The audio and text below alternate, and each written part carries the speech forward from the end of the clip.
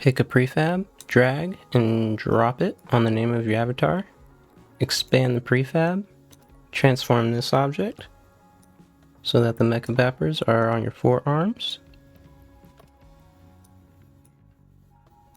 Click body, lock your inspector, change the rendering preset to least cutout. Take the slider to 0, right click alpha cutoff, choose animated when locked.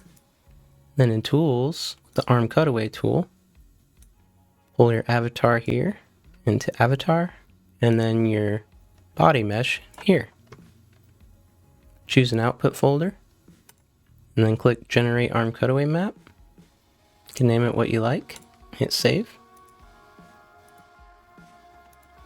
And then find your output location and drag your arm cutaway map here into the alpha map slot.